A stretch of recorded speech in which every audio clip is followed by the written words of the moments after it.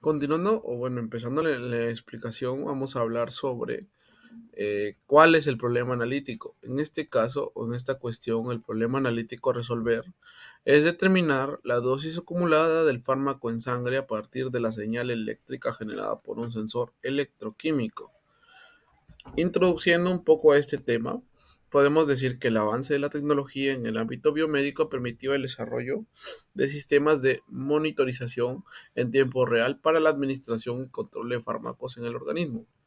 En particular, los sensores electroquímicos han ganado protagonismo debido a su capacidad de traducir la concentración de analitos en señales eléctricas medibles, facilitando así el seguimiento del control de parámetros críticos en pacientes. En este caso, podemos decir que un grupo de pacientes de análisis farmacéutico investiga un sistema automatizado que emplea un sensor electroquímico para medir la concentración de un medicamento en sangre, generando corriente proporcional a dicha concentración. Esta corriente está procesada por un circuito integrador basado en una simplificación operacional, cuyo diseño permite convertir la corriente en un voltaje cuya evolución temporal representa la integral de la corriente, es decir, la dosis acumulada.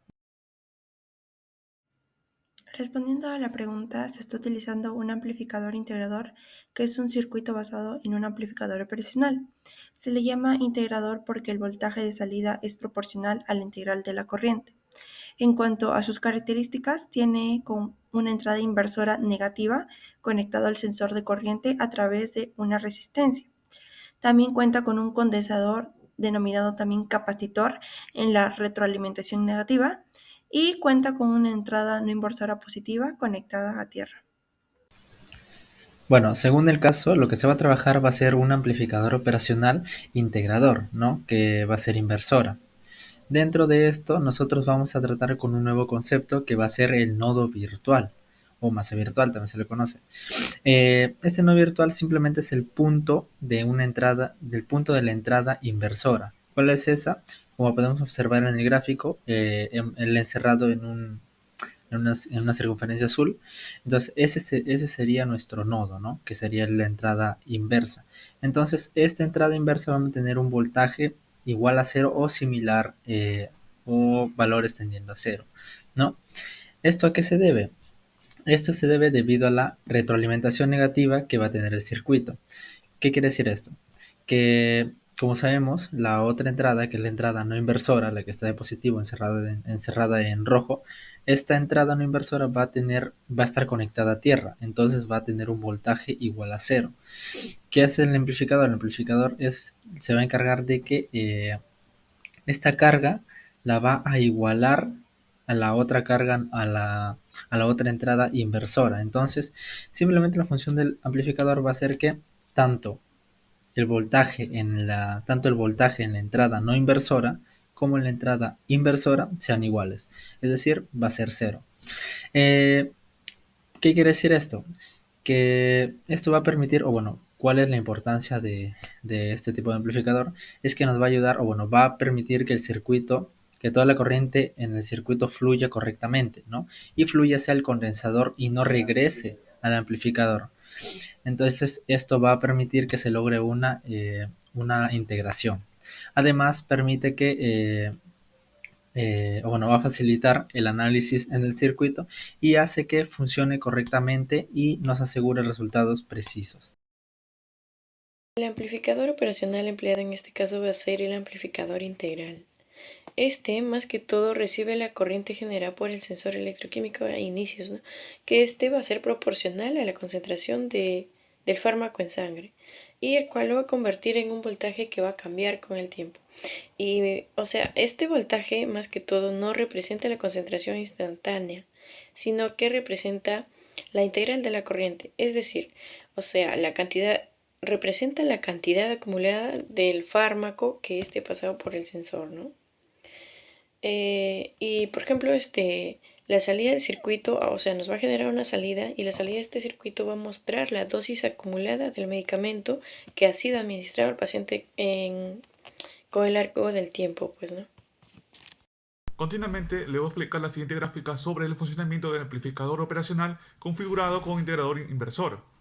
Como se puede evidenciar, existe primero un sensor de corriente conectada a la entrada inversora, en donde la corriente de entrada de intensidad representa la señal proveniente del sensor, que entra en la resistencia R hacia el nodo X, es decir, la entrada hacia el amplificador operacional. Luego tenemos lo que es el condensador en la retroalimentación negativa, en donde el capacitor C está conectado entre la salida del amplificador y la entrada inversora, formando un lazo de retroalimentación negativa. Luego tenemos la resistencia entre el sensor y el operacional, en donde la resistencia R está ubicada entre un punto de entrada del sensor y la entrada inversora del amplificador. Luego tenemos lo que es la entrada no inversora conectada a tierra, en donde el terminal positivo del amplificador operacional está conectado directamente a tierra, donde el voltaje es igual a 0, lo que implica que el amplificador en configuración de integrador inversor.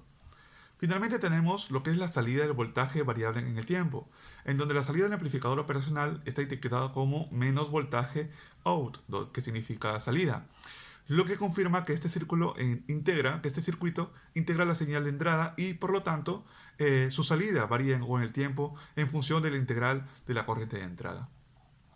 En pocas palabras, la señal recorre del circuito desde el sensor, atraviesa la resistencia y que pasa por el nodo inversor, fluye por el capacitor y finalmente se manifiesta como un voltaje de salida que representa la integral de la señal de entrada, invertida en lo que es la polaridad. Esto convierte un circuito en un integrador inversor. Saludos profesor, me presento, mi nombre es López Vera Jesús y a continuación les voy a explicar las diferentes fórmulas para hallar el voltaje de salida en un amplificador integrador. Muy bien, entonces para explicar esta fórmula primero lo voy a hacer en función de dos casos completamente distintos. Estos dos casos van a ser en función al voltaje de entrada, al tipo de corriente que va a ingresar por el voltaje de entrada. Cuando la corriente es directa, tiene una fórmula, y cuando el voltaje de entrada es igual a una corriente inversa, tiene otra fórmula que voy a explicar a continuación. Muy bien, antes de llegar a la fórmula, primero les voy a hacer una breve explicación de cómo es que fluye la corriente. La corriente va a ingresar por V sub I, la intensidad. Después, esta corriente le voy a denominar I, el cual va a ser la intensidad. Esta intensidad va a fluir a través de una resistencia. Llega hasta un punto de voltaje en el cual es denominado V sub X. En este punto se va a dividir la corriente en dos. La primera corriente va a llegar hasta un amplificador, donde se va a anular. La segunda corriente va hasta una capacitancia. Muy bien, una vez analizado el flujo de la corriente, aplicamos una ecuación donde la intensidad, es decir, I sub 1, va a ser igual a I sub 2, o también denominado I sub F. Reemplazando las ecuaciones de I sub 1, aplicamos la forma normal de la intensidad, en donde el voltaje de entrada menos el voltaje sub X sobre la resistencia va a ser igual a I sub 2. Bueno, aquí la fórmula va a cambiar debido a que I sub 2 va a entrar a una capacitancia. Para ello, la fórmula tendría la siguiente forma. La capacitancia es igual a la derivada de la diferencia de V sub X sobre menos el voltaje de entrada, todo eso sobre la derivada del tiempo. Ahora, esta fórmula sufre ciertas modificaciones en función a la corriente que ingresa. Cuando V sub I es igual a la corriente directa, va a ser la fórmula que utilizaremos va a ser igual a menos el voltaje de entrada sobre la resistencia por la capacitancia. Todo esto por la concentración del tiempo para hallar el voltaje de salida. Y cuando el voltaje de entrada es igual a la corriente inversa, entonces la fórmula cambia, en donde el voltaje de salida es igual a menos la inversa de la resistencia por la capacitancia por la integración del tiempo por el voltaje de entrada por la derivada del tiempo. Siguiendo con la pregunta número 4, vamos a tener en cuenta que este circuito no va a estar limitado a lo que vendría a ser laboratorios de electrónica o ingeniería, sino que también va a ser importante para el desarrollo de funcionamientos de dispositivos biomédicos utilizados para la monitorización de parámetros clínicos y relacionados con los fármacos. Teniendo en cuenta esto, su importancia es que va a lograr detectar a los medicamentos que estén adulterados o falsificados, como también va a seguir un tratamiento en tiempo real para poder ver si la dosis es la adecuada en el paciente. Luego vamos a tener que eso también va a estar incluido en lo que es la farmacocinética, porque va a poder medir cómo se absorbe, cómo se distribuye y cómo se elimina un fármaco. Luego tenemos que tener en cuenta que va a tener con la seguridad del paciente, que esto va a poder prevenir lo que son recaídas por uso de medicamentos ineficaces.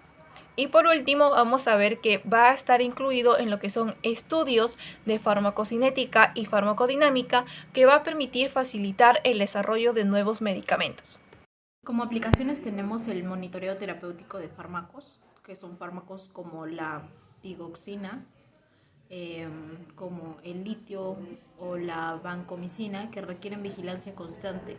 El circuito permite calcular la dosis total en sangre y prevenir las intoxicaciones. También tenemos los dispositivos portátiles de monitoreo continuo, que son sistemas como bombas de insulina o sensores de implantes que se utilizan en circuitos similares para medir continuamente la cantidad de medicamento administrado. Luego tenemos la farmacocinética clínica, que ayuda a construir curvas de concentración versus tiempo para estudiar la absorción, metabolismo y eliminación de medicamentos durante ensayos clínicos. En todos los casos, el integrador permite controlar y ajustar la terapia farmacológica en tiempo real, mejorando la seguridad. Dentro de otras aplicaciones clínicas, no solo interesa saber cuánto medicamento hay en un momento específico, sino también cuánto medicamento total ha recibido o absorbido el paciente.